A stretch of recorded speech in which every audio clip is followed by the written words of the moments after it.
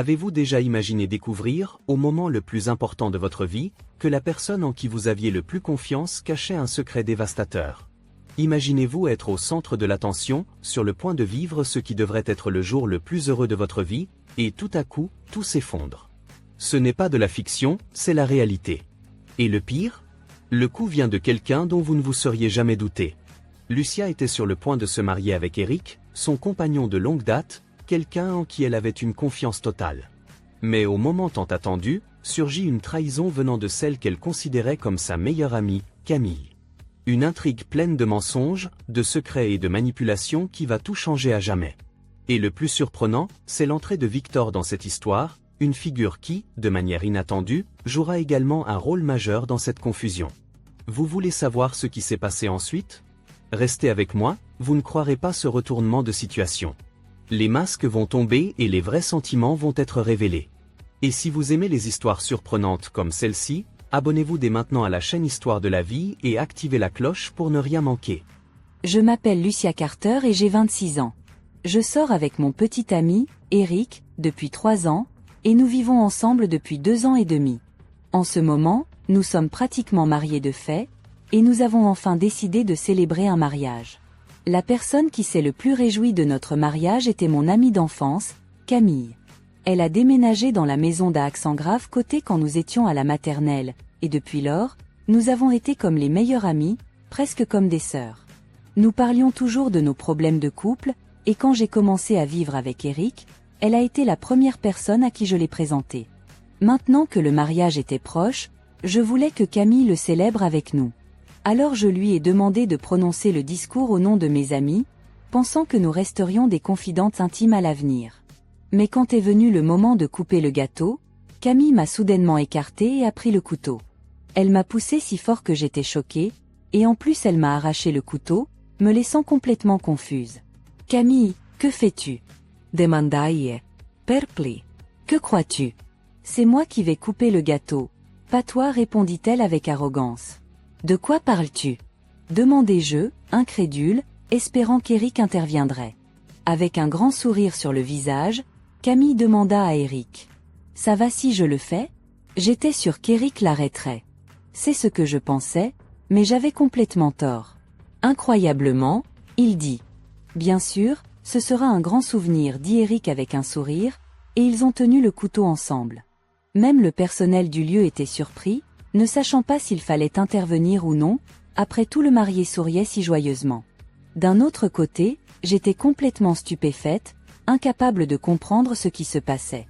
Tandis que je les regardais, Eric et Camille sourirent et coupèrent le gâteau. Les invités étaient également surpris, et mes parents se regardaient, essayant de comprendre ce qui se passait. Pour couronner le tout, les deux s'embrassèrent devant moi après avoir coupé le gâteau. En les voyant, je suis enfin sortie de ma torpeur et je n'ai pu m'empêcher de crier à Camille. « Que fais-tu ? Pourquoi fais-tu ça tout d'un coup ? Ce n'est pas évident ?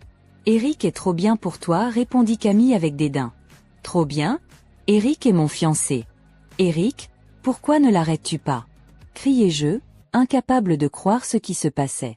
Alors que je sombrais dans l'incrédulité, Eric s'approcha de Camille en riant. Désolé, mais nous nous fréquentons, confessa-t-il avec un sourire. Nous nous fréquentons ? Que veux-tu dire ? Demandai-je, espérant qu'il y ait un malentendu. Exactement ce que cela semble être. Eric et moi sommes en couple, répondit Camille avec une totale franchise. J'avais un pressentiment, mais je n'avais jamais pensé que c'était vrai. Je ne voulais pas y croire. Environ 3 mois après qu'Eric et moi ayons commencé à vivre ensemble, je l'ai présenté à Camille. Depuis lors, quelque chose clochait entre eux. Même quand je n'étais pas à la maison, Camille venait, et quand je revenais, ils semblaient soudainement distants, mais ils échangeaient souvent des regards, si souvent que je ne pouvais m'empêcher de soupçonner que quelque chose se passait. Pourtant, je n'aurais jamais imaginé qu'elle me volerait mon petit ami. Je suppose que j'ai essayé de me convaincre qu'ils n'étaient que de bons amis parce qu'il était mon petit ami, mais leur relation s'est rapidement approfondie et Eric a commencé à sortir de plus en plus. Pourquoi ? Pourquoi fais-tu ça maintenant, à la réception ? Demandai-je, essayant de contenir ma douleur. Si leur relation était si profonde, ils auraient pu me le dire avant. Pourquoi faire ça maintenant ? Eh bien, parce que ce moment a le plus d'impact, Tu ne penses pas que ça fait plus mal en ce moment? Répondit Camille sans montrer le moindre remords. Tu dis que tu as fait ça pour me blesser? Demandai-je, sentant les larmes commencer à monter dans mes yeux. Ça, et je suppose que c'est aussi le plus amusant en ce moment, répondit Camille avec un sourire malicieux. De l'amusement à la réception? Après 3 ans ensemble, nous nous marions enfin et tu fais tout ça juste pour t'amuser. C'est trop cruel, dis-je, essayant de comprendre sa logique tordue. Camille continua. Mais tu aurais dû trouver ça étrange, non? La mariée porte une robe de mariée blanche. Pourquoi moi, en tant qu'invité, porterais-je aussi une robe blanche? Tu aurais dû savoir que quelque chose se passait, dit-elle en soulevant l'ourlet de sa robe, montrant que c'était effectivement une robe de mariée. Tout ça est horrible, pensai-je. En regardant Eric, je lui demandai. Comment as-tu pu faire ça? Ma voix tremblante. Je pensais que c'était étrange. Maintenant qu'elle le mentionnait, cela ressemblait presque à une robe de mariée, mais qui aurait pensé que c'était vraiment une robe de mariée? La seule chose que je pouvais faire était de la regarder avec incrédulité, essayant de retenir mes larmes de toutes mes forces. À l'intérieur, je me répétais que tout cela était horrible, le pire. À ce moment-là, quelqu'un parmi les invités se leva et commença à marcher vers le gâteau. Que se passe-t-il? Que va-t-il faire? Alors que je luttais pour retenir mes larmes, le visage de Camille était devenu pâle. Pourquoi? Elle couvrit sa bouche avec sa main, visiblement choquée. La Camille joyeuse de tout à l'heure avait disparu, il semblait que l'arrivée de cet invité était en train de tout changer. Eric, ignorant la réaction de Camille, était rayonnant face à l'invité. Il s'avéra être le patron d'Eric, le PDG de son entreprise. Camille, qu'est-ce qu'il y a? C'est le PDG de mon entreprise, dit Eric, sans se rendre compte de la gravité de la situation. Le PDG? Répéta Camille, complètement déconcertée. Es-tu ma fiancée? Pourquoi ruines-tu le mariage d'un autre? Demanda le PDG d'une voix ferme. Fiancée? Mon esprit ne pouvait pas traiter ce qui se passait. Camille, de quoi s'agit-il? Pourquoi est-il là? Pourquoi l'as-tu invité? Demandai-je, essayant de comprendre le chaos qui se déroulait autour de moi. Parce que c'est mon patron, bien sûr, répondit Eric, sans se rendre compte du pétrin dans lequel il se trouvait. Cela ne signifie pas que tu devais l'inviter, dit Camille, cherchant une excuse. L'entreprise de Eric était une petite start-up, mais avec un accent sur la qualité plutôt que la quantité. Bien qu'elle ne soit pas cotée en bourse, sa croissance a été impressionnante et le salaire est plutôt bon. L'ambiance dans l'entreprise est également conviviale, et le directeur général est accessible.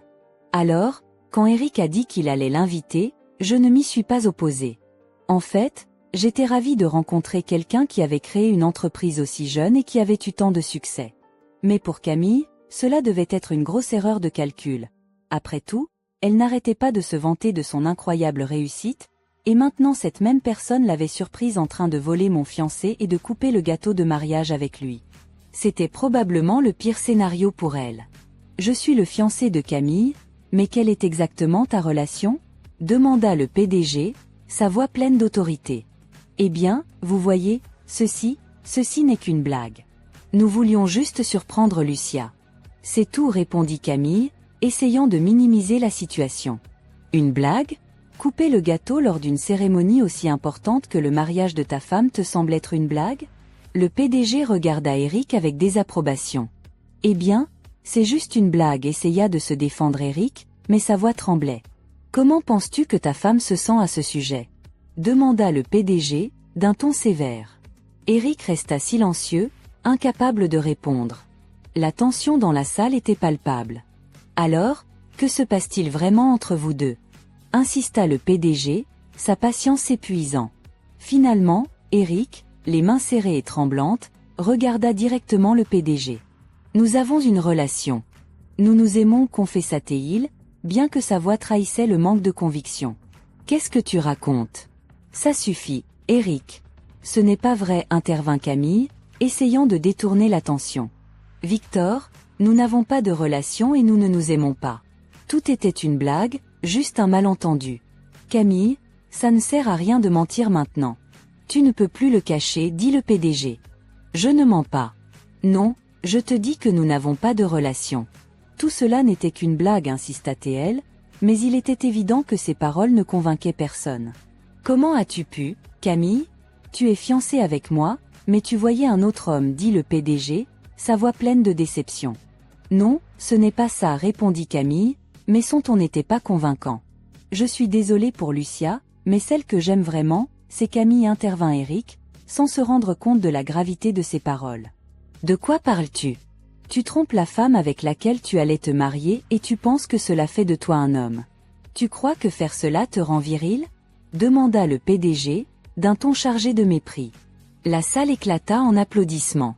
S'il y avait quelqu'un qui agissait de manière honorable, c'était bien le PDG, qui me défendait malgré la trahison de Camille. Qu'est-ce qui te fait penser que tu es un homme? N'as-tu pas honte pour ta femme? Je n'aurais jamais imaginé qu'une personne comme toi travaille pour mon entreprise, continua le PDG, sa voix résonnant avec autorité. À ce moment-là, c'était trop pour moi. Sentant que tout le monde dans la salle me regardait comme la femme trahie, je suis sorti en courant pour échapper à l'humiliation.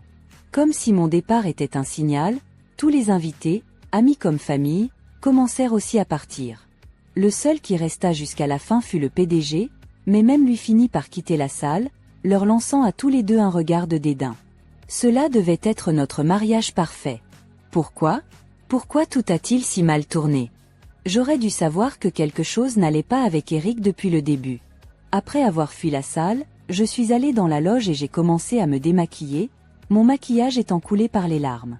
J'avais travaillé si dur, visitant le lieu de réception d'innombrables fois et passant par tant de réunions pour rendre ce mariage parfait. Quelle ironie. J'aurais dû savoir que quelque chose n'allait pas avec Eric. Alors que je me démaquillais, je sentais que, peu importe mes efforts, je ne pouvais pas tout effacer. Juste à ce moment-là, Eric entra dans la pièce. « Lucia, pouvons-nous parler ?» Il s'assit en silence à côté de moi et commença à s'excuser abondamment. « Je suis vraiment désolé. Je n'aurais jamais pensé que ça finirait ainsi. Je suis vraiment désolé. Tu n'aurais jamais pensé que ça finirait ainsi? Comment as-tu pu?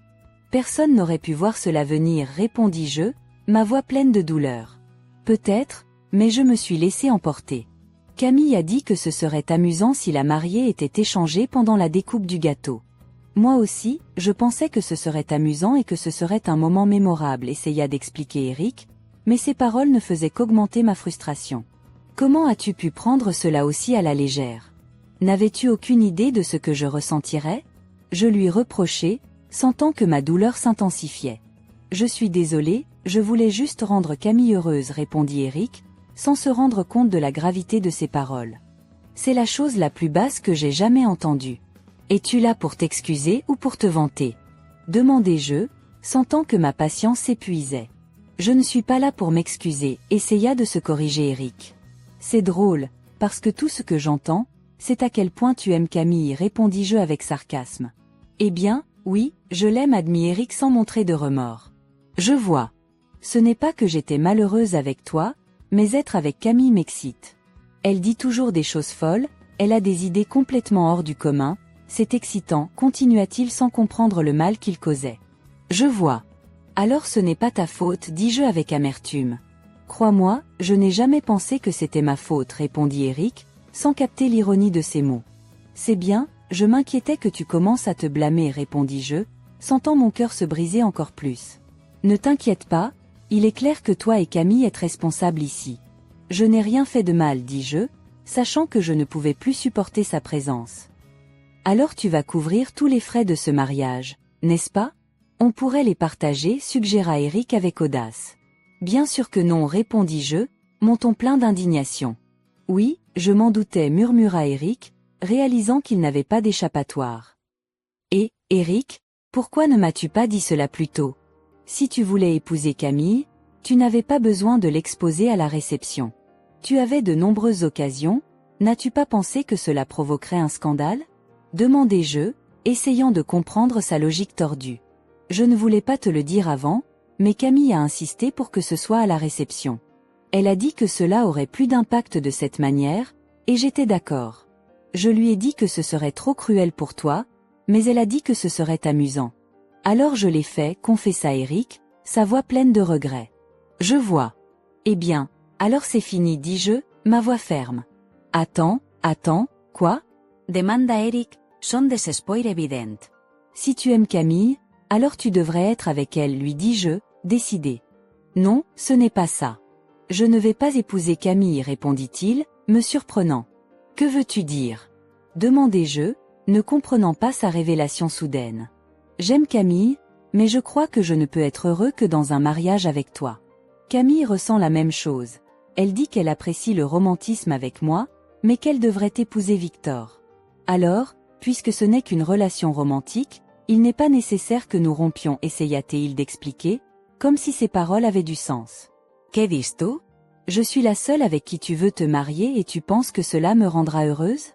Après avoir exposé ton aventure devant tout le monde et ruiné la réception, tu penses encore que j'aimerais me marier avec toi? Tu te moques de moi? Combien de fois vas-tu m'insulter? Criai-je, incapable de contenir ma colère. Lucia, ne dis pas ça. Je ne vais pas épouser Camille, et même si nous continuons notre relation physique, rien d'autre n'a à changer, essaya de raisonner Eric, mais ces mots ne faisaient qu'augmenter ma fureur. Arit, Lui dis-je, ma voix glaciale. ¿tú es seriouse? Demanda-t-il, sans comprendre le poids de mes mots. Lucia, calme-toi, essaya-t-il de me consoler, mais j'étais décidée. Tais-toi et pars. C'est fini, lui dis-je fermement. Surpris par ma colère, qu'il n'avait jamais vue auparavant, Eric sortit en courant de la pièce, incapable de comprendre ce qui venait de se passer. Comment ose-t-il dire une chose pareille? Pensai-je. Jusqu'où doit-il aller pour me faire sentir comme une idiote? En me regardant dans le miroir, je commençais à détester la robe blanche que je portais. Je l'avais choisie pour lui et j'étais si heureuse de la porteur. J'enlevai la robe, mis mes vêtements normaux et quittai la pièce. Je n'aurai peut-être plus jamais un autre mariage ou une autre réception. Cette pensée me remplit de rage et me fit souhaiter ardemment que je puisse récupérer les 3 dernières années de ma vie. Alors que je marchais rapidement dans le couloir, sur le point de passer dans le hall, je vis un homme effondré sur un canapé. C'était Victor, le fiancé de Camille. Le voir si abattu, incapable de cacher son choc, me fit ressentir une sensation de camaraderie, et je ne pus m'empêcher de lui parler. « Ça va ?» lui demandai-je en m'approchant. « Je suis Lucia Carter, me présentai-je. Je suis Victor Thompson, répondit-il, sa voix chargée d'épuisement. Quelle est ta relation avec Camille? Me demanda-t-il, essayant de comprendre ce qui s'était passé. Eh bien, nous avons le même âge et elle a déménagé à côté de chez moi quand nous étions à la maternelle. Depuis lors, nous avons été comme des meilleures amies, presque comme des sœurs, expliquai-je, ma voix pleine de nostalgie. Meilleure amie, et pourtant, elle a pris ton fiancé? Je suis vraiment désolé, dit-il, ressentant ma douleur. Non, ce n'est pas ta faute, Victor. Camille a toujours eu ce côté d'elle, répondis-je, essayant de soulager sa culpabilité. Toujours? Demanda Victor surprise. Eh bien, peut-être, je ne sais pas. C'est bon, tu peux dire ce que tu veux. Camille a toujours aimé prendre les petits amis des autres. Elle ne m'en avait jamais pris un, mais elle l'a fait avec tous nos amis. Un jour, je lui ai demandé pourquoi elle faisait cela, et elle m'a dit qu'elle ne supportait pas qu'une autre femme reçoive plus d'attention qu'elle. Camille avait un petit ami à ce moment-là, mais cela ne semblait pas la déranger. Et sachant cela, je lui ai quand même présenté mon partenaire.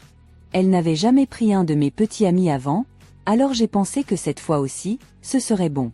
De plus, je savais qu'elle était fiancée, elle s'en vantait beaucoup. Je pensais que quelqu'un qui était si heureux ne ferait rien pour détruire ce bonheur, lui expliquai-je en partageant mon histoire. C'est une hypothèse raisonnable, dit Victor, sa voix pleine de compréhension. Victor, tu es le PDG de l'entreprise pour laquelle travaille Eric, n'est-ce pas? Lui demandai-je, essayant de confirmer ce que j'avais entendu. Oui, je le suis, répondit-il, acquiesçant. Comment se sont rencontrés Camille et toi? Demandai-je, curieuse. Dans un bar que je fréquentais. Je traversais un moment difficile au travail et j'étais complètement épuisée. C'est là que j'ai rencontré Camille pour la première fois. Elle s'est assise à côté de moi et m'a dit « Tu as l'air fatiguée ». Elle était brillante, charmante, et disait les choses les plus inattendues à ce moment de ma vie. C'était exactement ce dont j'avais besoin. Nous avons commencé à sortir ensemble et je ne pouvais pas la laisser partir, expliqua Victor, sa voix pleine d'émotion. Il semble que Victor soit quelqu'un qui a une vision pure de l'amour, et pourtant il s'est retrouvé piégé avec quelqu'un comme Camille. Ou peut-être est-ce parce qu'il est si pur que Camille a pu l'attraper, Une véritable femme fatale. Je n'aurais jamais imaginé que Camille ferait une telle chose. Peu importe à quel point il était occupé, il ne manquait jamais un rendez-vous et je lui donnais tout ce qu'il voulait. Qu'est-ce qui s'est mal passé? Demanda Victor, essayant de comprendre la situation. C'est juste sa personnalité, il n'y a vraiment personne à blâmer. Mais quand il s'agit de Eric, il est définitivement coupable. Il m'a dit auparavant qu'il n'avait pas l'intention d'épouser Camille, il a dit qu'il voulait aller de l'avant avec notre mariage et garder Camille comme sa maîtresse, comme avant. Je ne pouvais pas croire qu'il suggérait une telle chose et je lui ai crié d'arrêter de se moquer de moi, je lui racontais, partageant mon indignation. Je ne te blâme pas. Camille envisage-t-elle aussi de continuer l'aventure? Demanda Victor, surprise. Elle veut probablement profiter du romantisme tout en gardant un assuré, répondis-je, acquiesçant. Quelle femme, quel homme, nous sommes tous deux tombés amoureux de personnes terribles, dit Victor, sa voix pleine de résignation. C'est vrai. Je n'avais Dieu que pour Eric, je ne faisais attention à personne d'autre. Peut-être que j'étais trop dévouée et que c'est devenu trop pour lui, réfléchis-je. Être dévoué est une bonne chose, en réalité. Je suppose que je suis pareil. Nous sommes tous deux fidèles, dit Victor, montrant un léger sourire. Il semble bien. Qu'est-ce que tu vas faire maintenant, Victor? Lui demandai-je, curieuse. Que entends-tu par là? Répondit-il, son ton plein d'incertitude. Je viens de parler avec Eric et j'ai décidé de rompre. Il a fait tout cela sans aucun remords, il a dit qu'il voulait toujours m'épouser, puis il a mentionné continuer son aventure avec Camille. Il n'y a aucun moyen que je puisse pardonner cela, lui expliquai-je, déterminé. Tu as raison, je suis probablement dans la même situation. Je n'ai pas encore pris de décision ferme, mais si je l'épouse, je me souviendrai toujours exactement de ce qui s'est passé. Une fois qu'on vous trahit, il est difficile de faire à nouveau confiance à cette personne, réfléchit Victor. Oui, je ne pense pas que je pourrais. Ce serait aussi difficile de se concentrer sur le travail, ajoutai-je, partageant son sentiment. C'est vrai. Mais alors que je n'étais qu'un témoin de la trahison, tout ton mariage a été gâché. Cela a dû être incroyablement traumatisant, dit Victor, sa voix pleine d'empathie. Ce n'est pas la même chose, la douleur n'est pas quelque chose qu'on peut mesurer, lui répondis-je, montrant de la compréhension. C'est un bon point, tu as raison, admit Victor, hochant la tête. Pourrions-nous échanger nos coordonnées? Nous pourrions avoir besoin de parler plus tard, lui suggérai-je, ressentant un lien spécial avec lui. Oui, bien sûr, répondit Victor, sortant son téléphone. Nous avons échangé nos coordonnées et j'ai ressenti un soulagement en sachant que je n'étais pas seule dans cette douleur. Je suis finalement arrivée chez moi, épuisée, et j'ai trouvé Eric et Camille là-bas. Que faites-vous ici? Mon ton était plus aigu que je ne l'avais prévu. Pourquoi es-tu si en colère? Demanda Camille, sans comprendre la gravité de la situation. Peut-être qu'elle pensait vraiment qu'elle n'avait rien fait de mal. Elle a ri en disant cela. Eric, pour sa part, semblait observer ma réaction, comme s'il avait une idée de ce que je ressentais. Après ce que tu as fait, il serait étrange que je ne sois pas en colère. J'ai cessé d'être ton ami, lui dis-je fermement. Tu es si mesquine. Pourquoi es-tu tellement bouleversé pour quelque chose comme ça? La vie te réserve de plus grandes choses. Ne t'inquiète pas, répondit Camille avec mépris. Tant que je ne suis plus ton ami, rien de plus grand ne se produira, lui répondis-je, ma patience s'épuisant. J'ai entendu dire que tu as rompu avec Eric. ¿Estás sûr que cela te convient? Demanda Camille, changeant de sujet. Oui, bien sûr. Je ne veux pas rester avec un partenaire qui prévoit de continuer à te voir comme sa maîtresse, lui dis-je. Ça m'agaçait juste à quel point vous sembliez heureux, Eric et toi, ensemble. Je veux dire, je suis plus belle que toi, alors pourquoi étais-tu celle qui semblait heureuse? Cela n'avait aucun sens, alors j'ai pensé à faire une petite blague, avoua Camille, montrant son vrai visage. Tu appelles ça une petite blague? Demandai-je, surprise par sa froideur. Oui, exactement. J'ai exposé mon aventure devant tout le monde, comme si je voulais te prendre Eric, lui dis-je, incapable de contenir ma colère.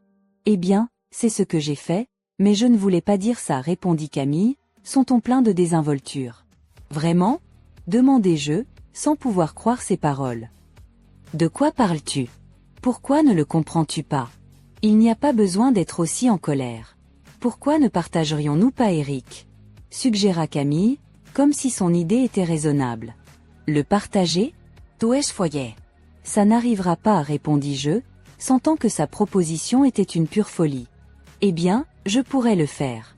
Je veux dire, je ne prévois pas de l'épouser de toute façon. N'est-ce pas, Eric ? Dit Camille, cherchant l'approbation de Eric. Le visage d'Eric se crispa lorsque Camille chercha son accord, mais bien qu'il ait hoché la tête, il était clair qu'il ne le pensait pas sérieusement. Il ne semble pas qu'Eric soit d'accord avec ça, lui fis-je remarquer, observant la réaction d'Eric. Et de plus, la personne avec qui je veux vraiment me marier, c'est Victor. Si je me marie, ce doit être avec quelqu'un de riche. Eric n'est qu'un de ses employés, un salarié. Si je me mariais avec un salarié, la vie serait difficile et je ne pourrais pas acheter ce que je veux. Je ne pourrais pas le supporter, avoua Camille, laissant entendre que ses intentions étaient purement matérielles. Eric semblait vraiment surpris par la confession inattendue de Camille, incapable de cacher sa déception. Mais Camille ne semblait pas du tout se soucier des sentiments d'Eric. « Alors tu ne vas pas épouser Eric ?» lui demandai-je, essayant de comprendre sa logique. « Exactement, c'est pourquoi tu ne devrais pas penser à rompre. Vous êtes ensemble depuis 3 ans, pourquoi tout gâcher maintenant? Ce serait une perte de temps. De plus, à ton âge, ce n'est pas comme si tu allais trouver un autre garçon aussi facilement, répondit Camille, avec une assurance proche de l'arrogance. Eh bien, je suppose qu'on pourrait dire la même chose de toi, Camille, lui répondis-je, décidé à mettre fin à son arrogance. Moi? Demanda Camille, surprise par ma réponse. Je viens de parler à Victor et il m'a dit qu'il rompt avec toi. Il ne peut pas te pardonner d'avoir eu ce genre de relation avec un autre homme alors que tu étais fiancé, lui expliquai-je, observant sa réaction. Pas possible, répondit Camille, sa confiance s'effondrant. C'est vrai. Si tu veux épouser Victor, tu dois arrêter de fréquenter Eric et t'expliquer avec lui, lui dis-je, sachant que ses paroles étaient loin de la réalité. Est-ce vraiment vrai? Demanda Camille, sa voix pleine de doute. Après ce qu'il a vu aujourd'hui, presque personne ne voudrait t'épouser. Peu importe à quel point tu es sûr de toi, tu devrais te rendre compte que le sol est en train de glisser sous tes pieds, lui dis-je, observant comment son arrogance s'effondrait. Camille ouvrit les yeux et sortit en courant de la maison, laissant Eric complètement perdu. Maintenant que la femme qui l'avait amené pour me convaincre avait fui, eh bien, je vais rassembler mes affaires et partir, dis-je à Eric, décidé à tourner la page de ma vie. Partir? Où vas-tu aller? Demanda Eric, sa voix pleine de désespoir. N'importe où, tant que je ne suis pas avec toi, lui répondis-je, sans me retourner. Ne dis pas ça, je ne veux pas rompre avec toi, tenta de supplier Eric, mais ces mots n'avaient plus d'effet sur moi. Tu le dis seulement parce que Camille ne veut pas t'épouser. Alors maintenant tu veux revenir vers moi. Mais une fois que quelque chose est cassé, on ne peut pas le réparer. Peut-être que certaines personnes le peuvent, mais pas moi. Me trahir et continuer ton aventure en espérant que je reste, c'est impossible, lui dis-je, clarifiant ma décision. Je ne vais pas m'excuser. Excuse-moi. Continuons, tenta de supplier Eric, mais il était déjà trop tard. Ignorant les supplications pathétiques d'Eric, je suis allé dans la chambre, j'ai mis mes affaires dans un grand sac et je suis sorti de la maison. Un peu plus tard, j'ai reçu un appel paniqué d'Eric. Pourquoi y a-t-il une facture d'un avocat? Demanda-t-il, sans comprendre sa surprise. De quoi parles-tu? Demandai-je, sans comprendre. Ton avocat m'a envoyé une facture pour dommages et intérêts. Il demande 50 000 $, tant de ma part que de celle de Camille, expliqua Eric, sa voix pleine de désespoir. Eh bien, cela a du sens. Nous étions essentiellement en union libre, je poursuis pour la rupture de notre relation à cause de l'infidélité, lui expliquai-je. Le fiancé de Camille demande aussi 50 000 $ pour chacun de nous, ajouta-t-il, sachant que la justice était de mon côté. Eh bien, c'est un PDG, après tout. Vu sa position, ce montant a du sens. Il a une réputation à protéger et son honneur a été terni, ajoutai-je, laissant entendre qu'il n'y avait pas d'échappatoire pour Eric. Comment as-tu pu te permettre un avocat? Et c'est le même avocat que celui de Victor? Demanda Eric, incapable de traiter la situation. Eh bien, Victor a suggéré que nous allions tous les deux après toi. Il couvre les frais, donc demander un montant substantiel a du sens, lui expliquai-je, sentant que je reprenais enfin le contrôle de ma vie. Eric, ils vont probablement te licencier, donc payer sera difficile, lui ai-je averti, sachant que ces problèmes ne faisaient que commencer. Pourquoi me licencierait-il? Demanda Eric, sans comprendre la gravité de sa situation. Ce n'est pas évident, tu as volé sa fiancée. S'il ne te licencie pas, cela signifie que tu es un employé irremplaçable, mais tu ne le es pas, n'est-ce pas? Lui répondis-je, sachant qu'il n'avait pas de réponse. Non. Camille dit qu'elle ne peut pas payer ça, et maintenant elle est furieuse parce que Victor est en train de rompre avec elle, expliqua Eric, cherchant une sortie. Vraiment? Ça a l'air difficile, répondis-je, avec indifférence. Oui, ça l'est, alors s'il te plaît, retire au moins ta plainte, supplia Eric, sa voix pleine de désespoir. En aucune façon. Pourquoi devrais-je la retirer? Je suis la victime ici. Si tu veux vraiment que j'arrête, alors rends-moi les 3 dernières années de ma vie, lui répondis-je, sans laisser de place à la négociation. Ne sois pas déraisonnable, tenta de répliquer Eric, mais ces mots n'avaient plus d'effet sur moi. Alors abandonne. Abandonne et épouse Camille. Maintenant qu'elle a rompu avec Victor, tu as une chance, non? Lui suggérai-je, sachant que sa vie était en train de s'effondrer. En aucune façon. Elle est si terrifiante, elle crie toujours après moi. Je ne peux pas supporter qu'elle crie après moi pour le reste de ma vie, avoua Eric, sa voix pleine de peur. Mais c'est ce que tu aimais chez elle, n'est-ce pas? Lui répondis-je, sans montrer de compassion. Ça ne me dérange pas, mais ne m'appelle plus pour ces choses, lui dis-je avant de raccrocher. Eric a continué à supplier de l'aide jusqu'à la fin, mais c'était déjà trop tard. Ensuite, Camille a tenté plusieurs fois de se réconcilier avec moi, mais ça n'a pas fonctionné. Eric voulait aussi revenir avec moi, mais j'ai refusé catégoriquement, car aucune des 2 relations ne pouvait être réparée. Eric, sans discernement, a envisagé d'épouser Camille simplement parce qu'il restait seul, mais à ce moment-là, Camille avait retrouvé sa confiance en elle et l'a rejeté catégoriquement. La raison, bien sûr, était qu'Eric n'était qu'un simple employé. Plus tard, Camille a déchargé tous ses paiements de pension alimentaire sur Eric et a disparu. Eric, qui n'avait aucun moyen de payer une somme aussi importante, a paniqué et a tenté de demander de l'aide à Victor, l'ex-fiancé de Camille, mais Victor lui a dit, de façon compréhensible, qu'il avait ce qu'il méritait. Eric a également montré la facture de Camille, lui disant que s'il était licencié, il n'aurait aucun moyen de faire face à ses réclamations. Il n'a jamais pensé que Camille essaierait de lui faire supporter sa part des dommages, mais cela n'a pas changé le résultat. Personne n'allait l'aider parce qu'il était celui qui avait tort. Il a ensuite essayé de trouver du travail, mais on lui a dit que personne ne pouvait embaucher quelqu'un en qui on ne pouvait pas avoir confiance. Sans autre option, Eric a commencé à travailler comme promoteur dans une boîte de nuit, pensant qu'il gagnerait ainsi de l'argent, mais tout ce qu'il fait, c'est pleurer parce qu'on ne cesse de le frapper. Quant à moi, j'ai trouvé une connexion avec Victor, l'ex-fiancé de Camille, et nous sortons ensemble actuellement. Nous sommes tous les 2 des personnes fidèles, donc c'est une relation paisible. Nous prévoyons de nous marier au printemps prochain et nous rions déjà de la façon dont, cette fois, ce sera nous qui couperons le gâteau ensemble. Quelques mois s'étaient écoulés depuis que ma vie avait été bouleversée. La relation avec Victor avait évolué rapidement. Il était tout ce dont je n'avais jamais su avoir besoin. Attentif, loyal, et surtout, quelqu'un qui comprenait ce que c'était que d'être trahi par celui qui devait être ton refuge. Nous étions heureux, ou du moins, je pensais que nous l'étions. Un soir, nous dînions ensemble dans son appartement, discutant des plans pour le mariage. Nous avions déjà choisi le lieu et même parlé au fleuriste. La simplicité de ce que nous voulions était réconfortante, comme si nous avions enfin le contrôle de nos propres vies. Alors, tu penses à des roses pour le bouquet? Demandai-je, en remuant la soupe dans mon assiette. Victor, jusqu'à présent distrait par son téléphone, leva les yeux avec une expression sérieuse. Je connaissais ce regard. Quelque chose n'allait pas. Lucia, il faut qu'on parle. Mon estomac se retourna. C'était comme si le monde autour de moi s'était arrêté, et il ne restait que cette phrase, résonnant dans ma tête. Qu'est-ce qu'il y a? Demandai-je, essayant de rester calme, bien que la peur commence à grandir dans ma poitrine. Victor prit une profonde inspiration, et pendant un moment, j'ai cru qu'il allait pleurer. Quoi que ce soit, ce n'était pas bon. Camille aimait contact. Le choc parcourut mon corps comme un éclair. Je sentis la fourchette glisser de mes doigts et heurter doucement l'assiette.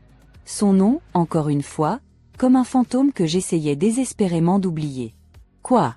Parvins-je à dire, la voix basse, presque inaudible. Victor passa une main dans ses cheveux, nerveux, et continua. Elle m'a cherché il y a quelques semaines. Elle m'a dit qu'elle devait me voir, qu'il y avait quelque chose d'important que je devais savoir. Et tu es allé la voir ? Ma voix était plus forte que je ne l'avais prévu. La colère commençait à bouillonner. J'y suis allé.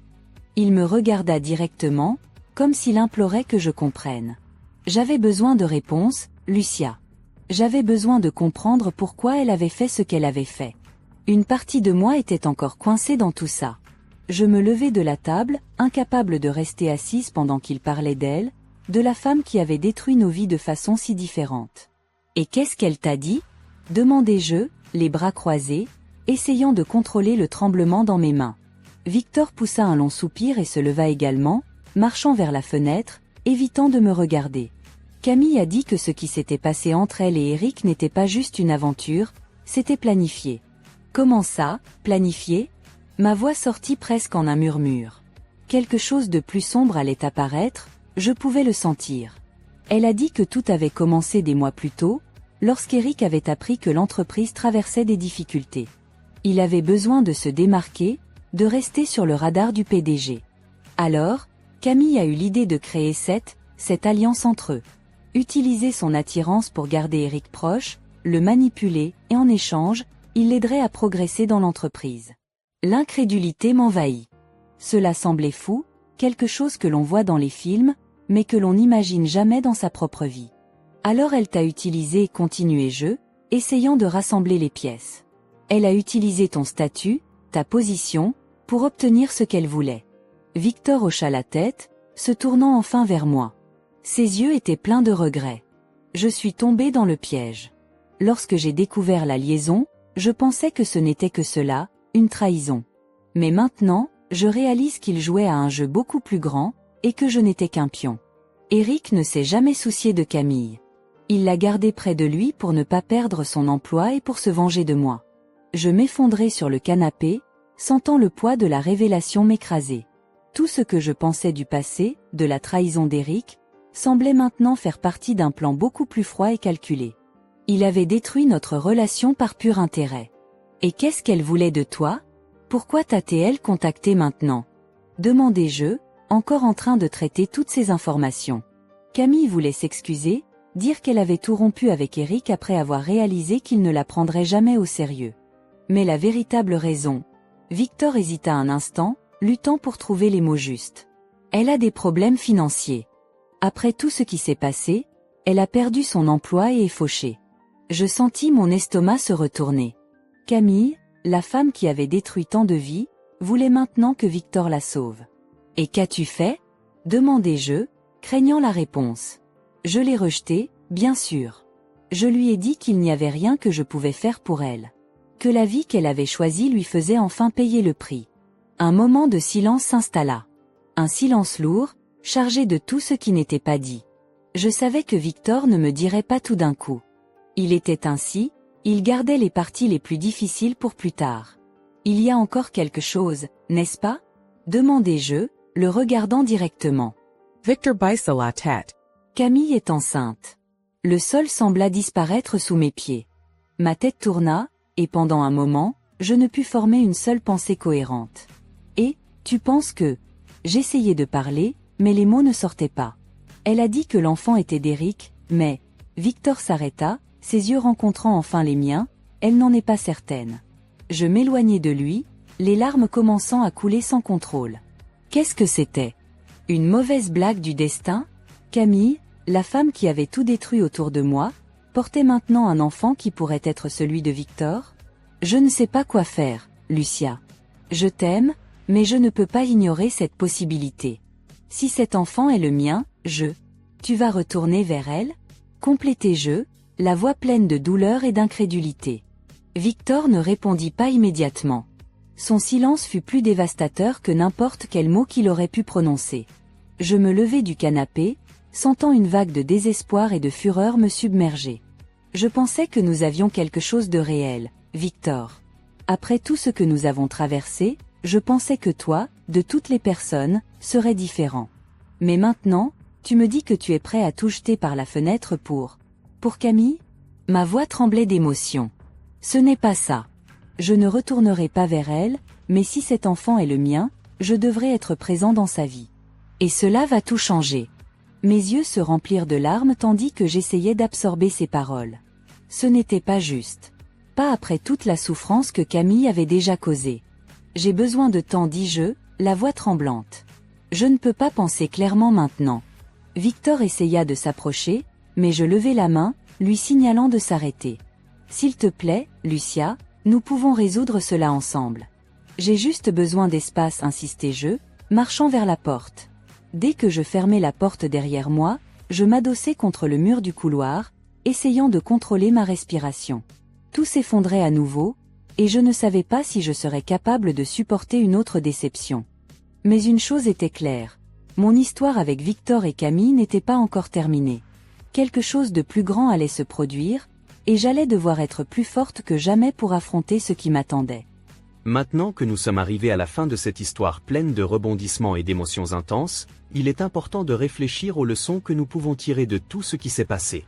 La vie nous met parfois dans des situations inattendues, qui testent notre foi, notre résilience et notre capacité à faire face à la douleur.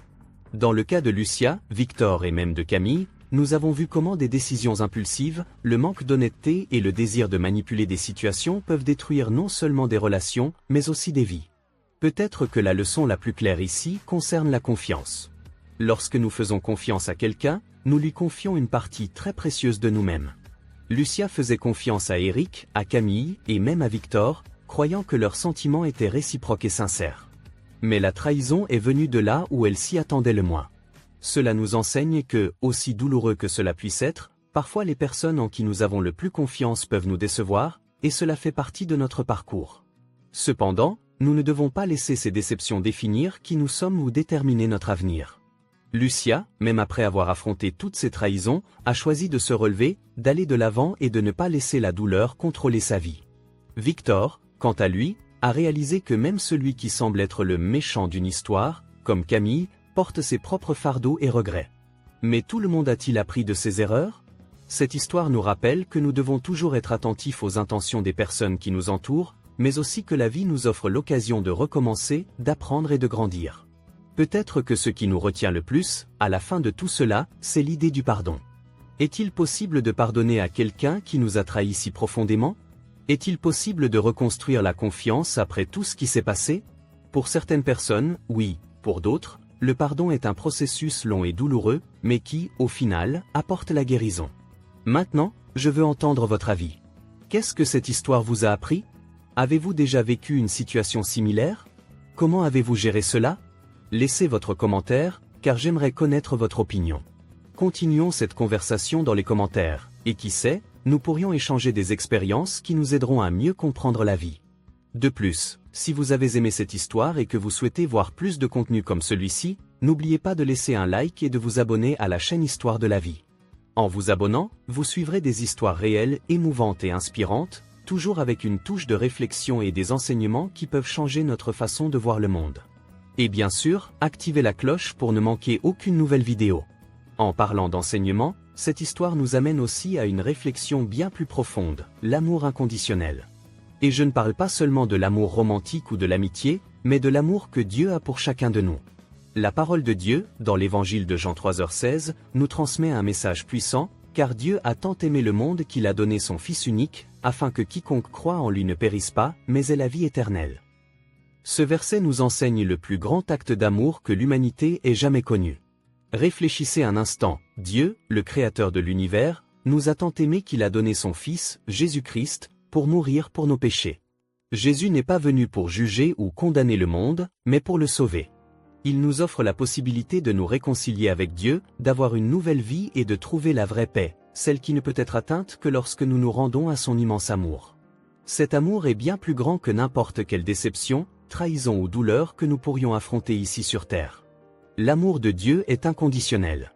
Il nous aime tels que nous sommes, avec nos erreurs, nos faiblesses et nos fragilités. Et il nous appelle à une relation personnelle avec lui, afin que nous puissions expérimenter une vie pleine et abondante. Aujourd'hui, vous avez la possibilité d'accepter cet amour dans votre vie. Peut-être vous êtes-vous identifié à la douleur de Lucia, ou avez-vous traversé une trahison comme Victor. Mais peu importe ce qui s'est passé dans votre passé, Dieu vous appelle maintenant à un avenir plein d'espoir. Il veut vous donner un nouveau départ, une nouvelle opportunité de vivre sous sa grâce et son soin. Tout ce que vous devez faire est d'ouvrir votre cœur et d'accepter Jésus comme votre sauveur. En faisant cela, vous acceptez le plus grand cadeau qui ait jamais été offert, la vie éternelle avec Dieu. Jésus a dit qu'il est le chemin, la vérité et la vie. Et personne ne va au Père sans passer par lui. Aujourd'hui, il vous invite à le suivre, à faire confiance à son amour et à permettre qu'il transforme votre vie de l'intérieur. Si vous souhaitez accepter cette invitation, tout ce que vous avez à faire est de prier sincèrement. Demandez à Dieu d'entrer dans votre vie, confessez vos erreurs et demandez pardon. Il est prêt à vous pardonner et à vous offrir un nouveau départ. Peu importe à quel point vous vous sentez éloigné, l'amour de Dieu peut atteindre n'importe quel endroit. Il veut marcher à vos côtés et vous guider sur un chemin de paix et d'espérance.